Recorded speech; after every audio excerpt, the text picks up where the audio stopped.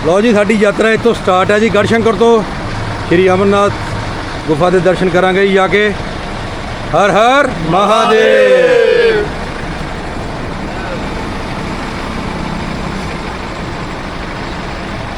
ये अपने नाल साथी जा रहे हैं जी। जय शंकर जी।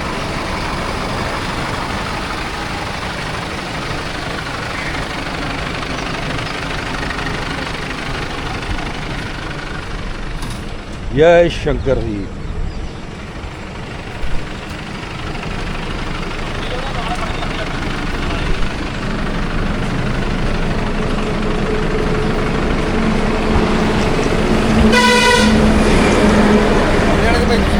बैठो बैठो बैठो।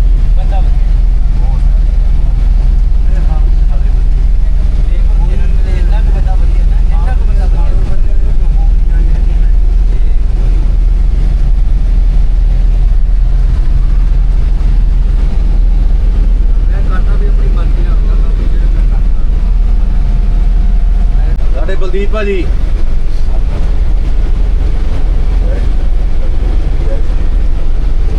हर हर महादेव।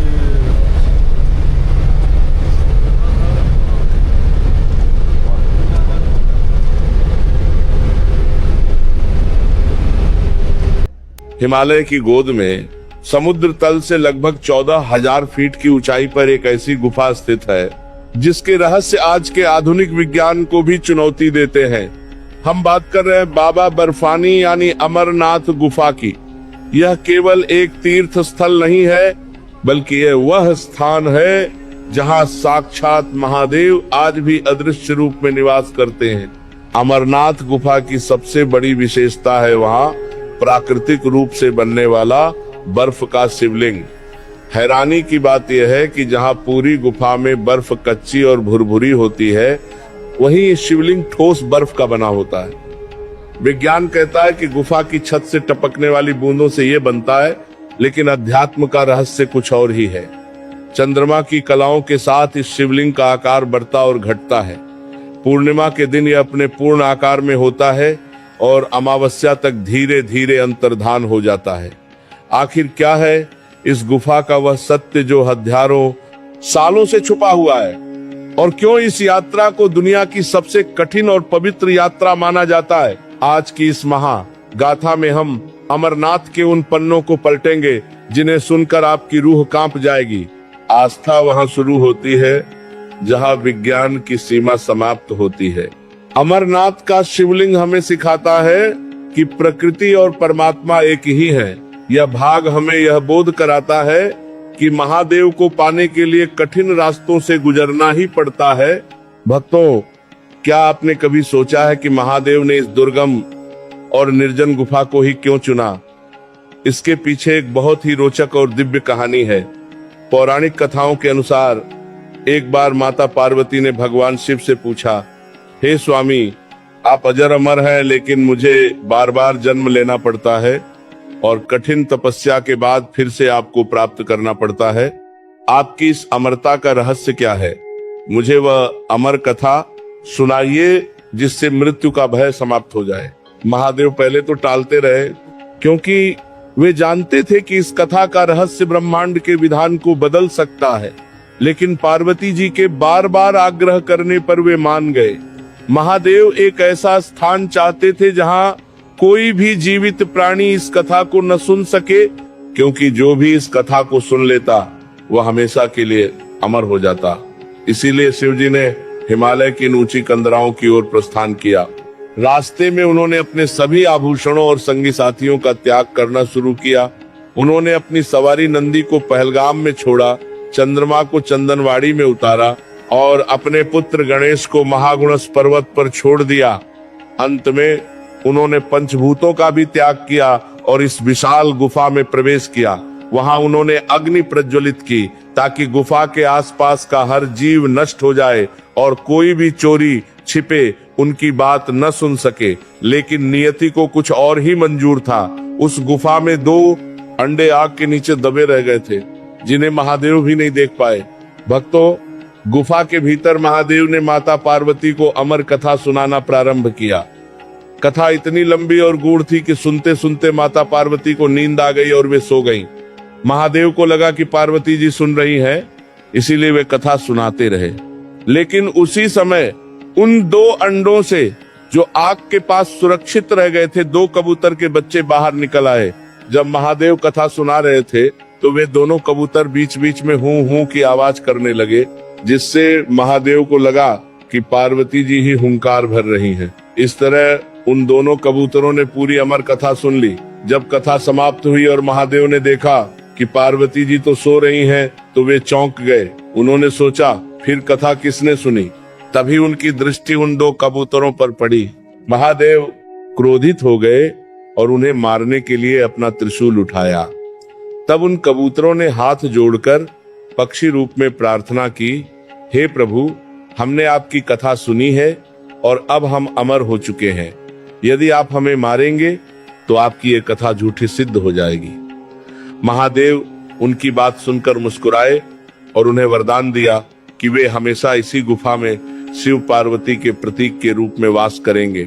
आज भी हजारों फीट की ऊंचाई पर जहां ऑक्सीजन कम है और कोई पक्षी नहीं दिखता, भक्तों को अचानक कबूतरों का एक जोड़ा दिखाई देता है। वैज्ञानिकों के पास आज भी इसका कोई जवाब नहीं है कि वे पक्षी वहां इतनी ठंड में कैसे जीवित रहते हैं। ईश्वर की कृपा पात्र की योग्यता नहीं, उसकी उपस्थिति और लग्न पर निर्भर करती है। उन कबूतरों ने अनजाने में ही सही पर पूरी एकाग्रता से कथा को सुना।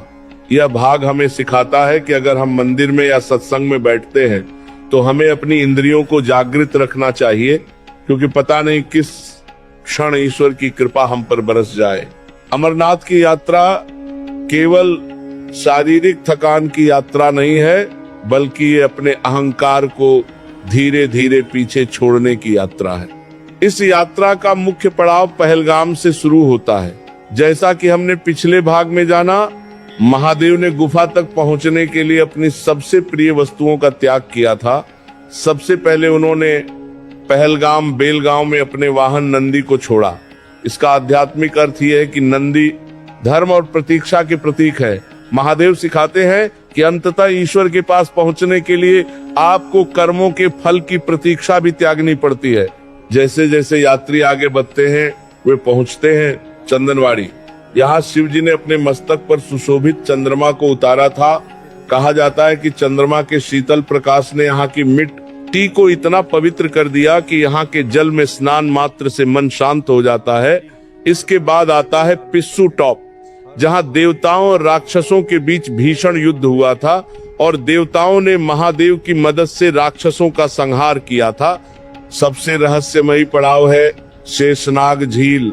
मान्यता है कि शिव जी ने अपने गले के सांपों को इसी नीली झील में छोड़ा था। आज भी इस झील का पानी इतना नीला और पारदर्शी है कि भक्त मंत्र मुग्ध रह जाते हैं। कहा जाता है कि शेषनाग आज भी इस झील की गहराइयों में निवास करते हैं और कभी कभी भाग्यशाली भक्तों को झील के पानी में शेषनाग की आकृति दिखाई देती है। यह स्थान हमें सिखाता है कि महादेव की ओर बढ़ने के लिए हमें अपने जहरीले विचारों और विकारों का त्याग करना ही होगा। परमात्मा को पाने के लिए मोह का विसर्जन अनिवार्य है। जीरा पान जैसे शिव जी ने नंदी, चंद्रमा और सर्पों को रास्ते में छोड़ा, वैसे ही हमें भी भक्ति के मार्ग पर आगे बढ़ने के लिए अपने क्रोध, लोभ और मोह को त्यागना पड़ता है। अमरनाथ की चढ़ाई हमें सिखाती है कि जीवन में जितना हल्का मन होगा उतनी ही ऊंची आपकी आध्यात्मिक उड़ान होगी। शेषनाग झील से आगे बढ़ते हुए यात्री पंचतरणी नाम के अत्यंत पावन स्थान पर पहुंचते हैं। यहाँ का दृश्य जितना सुंदर है, इसका धार्मिक महत्व उतना ही गहरा है। कहा जाता है कि अमरनाथ गुफा में प्रवेश करने से ठीक पहले भगवान शिव ने इसी स्थान पर अपने शरीर को निर्मित करने वाले पंचतत्वों पृथ्वी, जल, अग्नि, वायु और आकाश का त्याग किया था। शास्त्रों के अनुसार महादेव यह संदेश देना चाहते थे कि जो कथा वे सुनाने जा रहे हैं वह भौतिक शरीर के लिए नहीं बल्कि आत्मा के लिए है। इसी स्थान पर महादेव ने तांडव नृत्य किया था और उनके जटाओं से 5 जलधाराएं निकली थीं, जो आज भी यहाँ बहती दिखाई देती हैं। इन 5 धाराओं में स्नान करने का महत्व अश्वमेध यज्ञ के समान माना गया है। पंचतरणी का वातावरण इतना दिव्य है कि यहाँ पहुँचते ही यात्रियों की सारी थकान मिट जाती है, लेकिन यहाँ ऑक्सीजन की कमी और बर्फीली हवाएं भक्तों की कड़ी परीक्षा लेती हैं। आध्यात्मिक दृष्टि से यह स्थान शून्य होने का प्रतीक है। जब तक आप आध्यात्मिक दृष्टि का अपने भौतिक अस्तित्व के अहंकार को नहीं छोड़ते, तब तक आप उस गुफा के भीतर साक्षात महादेव के दर्शन नहीं कर सकते। यहाँ से गुफा की दूरी महज 6 किलोमीटर रह जाती है, जहाँ से बाबा बर्फानी का जय घोष पूरे हिमालय में गूंजने लगता है। हम एक शरीर नहीं बल्कि एक आत्मा है। पंचतरणी हमें याद दिलाती है कि अंत में यह शरीर इन्हीं 5 तत्वों में मिल जाएगा। महादेव ने यहाँ तत्वों का त्याग करके सिखाया कि ईश्वर को पाने के लिए देह अभिमान को छोड़ना पड़ता है। यह भाग हमें सिखाता है कि कठिन परिस्थितियों में भी अगर मन शिव में लगा हो तो प्रकृति भी आपका साथ देने लगती है। पंचतरणी की धाराओं में स्नान करने के बाद जब यात्री गुफा की अंतिम चढ़ाई चढ़ते हैं तो उन्हें एक ऐसी शक्ति का एहसास होता है जो शब्दों से परे है। शास्त्रों में वर्णन है कि अमरनाथ गुफा की रक्षा स्वयं भगवान काल भैरव करते हैं। मान्यता है कि जब महादेव माता पार्वती को अमर कथा सुना रहे थे, तब उन्होंने काल भैरव को आदेश दिया था कि इस पर्वत के आसपास कोई भी सूक्ष्म जीव या अदृश्य शक्ति भी प्रवेश न कर पाए। आज भी कई भक्तों ने अनुभव किया है कि गुफा के पास पहुंचते ही उनके मन के सारे बुरे विचार अचानक गायब हो जाते हैं। स्थानीय लोग बताते हैं कि रात के सन्नाटे में यहाँ डमरू की हल्की गूंज सुनाई देती है, जिसे भैरव का पहरा कहा जाता है। इतना ही नहीं, गुफा के ऊपर के पहाड़ों को अगर आप गौर से देखें तो वहां की चट्टानें ऐसी प्रतीत होती हैं जैसे कोई विशाल जटाधारी योगी ध्यान मुद्रा में बैठा हो। यहाँ की चढ़ाई इतनी खड़ी है कि एक एक कदम उठाना भारी पड़ता है, लेकिन जैसे ही भक्त बर्फानी बाबा की गुफा के मुहाने को देखता है, उसके शरीर में एक नई ऊर्जा का संचार हो जाता है।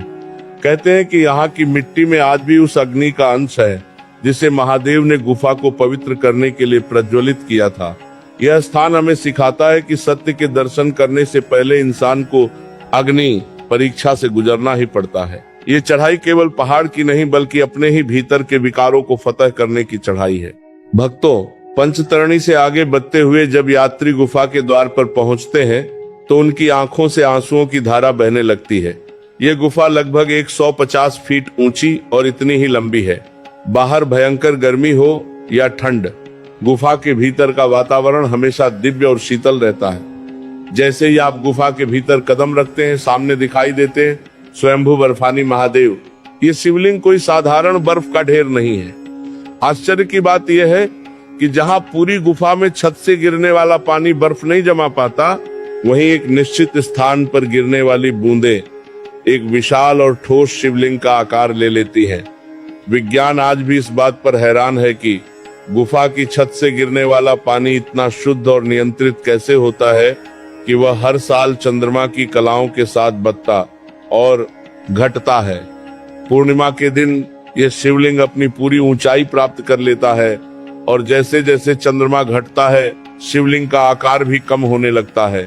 शिवलिंग के बाईं ओर 2 छोटी बर्फ की आकृतियां और बनती हैं, जिन्हें माता पार्वती और भगवान गणेश का प्रतीक माना जाता है।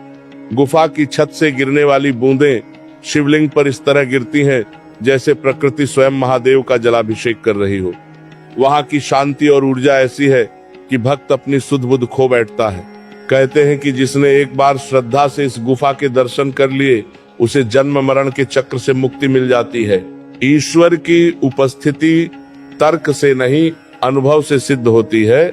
हजारों सालों से विज्ञान इस शिवलिंग के बनने की प्रक्रिया सुलझाने में लगा है, लेकिन भक्तों के लिए यह महादेव का साक्षात चमत्कार है। यह भाग हमें सिखाता है कि जब हम अपनी बुद्धि और तर्क को किनारे रखकर श्रद्धा से झुकते हैं, तभी हमें सत्य के दर्शन होते हैं। अमरनाथ गुफा का वर्णन पुराणों और राजतरंगिणी जैसे प्राचीन ग्रंथों में तो मिलता है, लेकिन मध्यकाल में यह गुफा दुनिया की नजरों से ओझल हो गई थी। आधुनिक समय में इस गुफा को दोबारा खोजने का श्रेय एक मुस्लिम चरवाहे बूटा मलिक को जाता है। कहानी करीब 150 साल पुरानी है। बूटा मलिक अपनी भेड़ें चराते हुए बहुत ऊपर निकल गया था। वहाँ उसे एक साधु मिले। साधु ने बूटा मलिक को कोयले से भरी एक कांगड़ी कोयले का पात्र दी। जब बूटा मलिक घर पहुँचा और उसने उस पात्र को खोलकर देखा तो वह दंग रह गया। वह कोयला शुद्ध सोने में बदल चुका था। वह तुरंत उस साधु का धन्यवाद करने वापस पहाड़ी पर गया, लेकिन वहाँ साधु तो नहीं मिले, बल्कि उसे एक विशाल गुफा दिखाई दी। जब वह गुफा के भीतर गया तो उसे चांदी की तरह चमकता हुआ बर्फ का एक दिव्य शिवलिंग मिला। बूटा मलिक ने गांव वालों को इसकी जानकारी दी और देखते ही देखते पवित्र स्थान फिर से तीर्थयात्रियों के लिए खुल गया। सालों तक इस मंदिर की देखभाल में बूटा मलिक के परिवार का भी योगदान रहा। यह कहानी हमें एक बहुत बड़ा संदेश देती है कि महादेव की भक्ति सीमाओं और धर्मों से परे है। ईश्वर केवल भाव के भूखे हैं और वे किसी को भी अपना माध्यम बना सकते हैं। ईश्वर की कृपा जाति या धर्म देखकर नहीं, बल्कि हृदय की सरलता देखकर बरसती है। एक साधारण चरवाहे को महादेव ने दर्शन दिए और उसे अपनी खोज का निमित्त बनाया। यह भाग हमें सिखाता है कि हम चाहे किसी भी नाम से ईश्वर को पुकारें, यदि हमारा मन निर्मल है तो वे हमें रास्ता जरूर दिखाते हैं। अमरनाथ गुफा केवल आस्था का केंद्र नहीं, बल्कि रहस्यों की एक ऐसी किताब है जिसे आज तक कोई पूरी तरह पढ़ नहीं पाया। सबसे बड़ा चमत्कार है यहाँ की बर्फ का ठोस होना। वैज्ञानिकों ने शोध किया कि गुफा के बाहर की बर्फ कच्ची और भुरभुरी होती है, जो हाथ लगाते ही बिखर जाती है, लेकिन शिवलिंग की बर्फ इतनी कठोर होती है जैसे उसे किसी मशीन से तराशा गया हो। दूसरा बड़ा रहस्य है गुफा के भीतर टपकने वाला जल। गुफा की छत पर कोई नदी या झरना नहीं है, फिर भी एक निश्चित स्थान पर बूंदें टपकती हैं। शोधकर्ताओं ने पहाड़ के ऊपर जाकर देखा तो वहाँ पानी का कोई स्रोत नहीं मिला। आखिर वह पानी आता कहाँ से है? और उससे भी बड़ी हैरानी की बात यह है कि वह पानी केवल शिवलिंग वाले स्थान पर ही गिरता है। एक और चौंकाने वाला चमत्कार है अमरावती नदी। गुफा के पास से ही अमरावती नदी बहती है, जिसका जल दूध की तरह सफेद दिखाई देता है। वैज्ञानिकों का मानना है कि इस जल में गंधक, सल्फर और अन्य खनिज है, लेकिन भक्तों के लिए ये महादेव का वह प्रसाद है जिसमें स्नान करने से चर्म रोग तक ठीक हो जाते हैं। कई बार पहाड़ों से गिरते हुए पत्थरों के बीच भक्तों की जान बाल बाल बचती है, जिसे वहां के लोग शिव की सुरक्षा कहते हैं। ये चमत्कार हमें विश्वास दिलाते हैं कि इस सृष्टि को चलाने वाली कोई अदृश्य शक्ति आज भी इस गुफा में मौजूद है। श्रद्धा का आधार चमत्कार नहीं, विश्वास होना चाहिए। चमत्कार केवल हमारी बुद्धि को यह बताने के लिए होते हैं कि हमारी समझ से परे भी एक दिव्य दुनिया है। यह भाग हमें सिखाता है कि विज्ञान भौतिक वस्तुओं की व्याख्या कर सकता है, लेकिन उस शांति और शक्ति की नहीं जो भक्त महादेव के सामने महसूस करता है। भक्तों, अब हम अमरनाथ गुफा के उस पक्ष की बात करेंगे जिसे सुनकर आपकी रूह कांप जाएगी। यह केवल बर्फ और पत्थर का ही कहानी नहीं है, बल्कि यह उस शिव ऊर्जा का साक्षात प्रमाण है जो हजारों सालों से इस हिमालय की चोटियों पर मंडरा रही है। क्या आपने कभी सोचा है कि अमरनाथ गुफा का शिवलिंग आखिर ठोस क्यों है, जबकि उसके ठीक बगल में मौजूद अन्य बर्फ कच्ची और भुरभुरी होती है?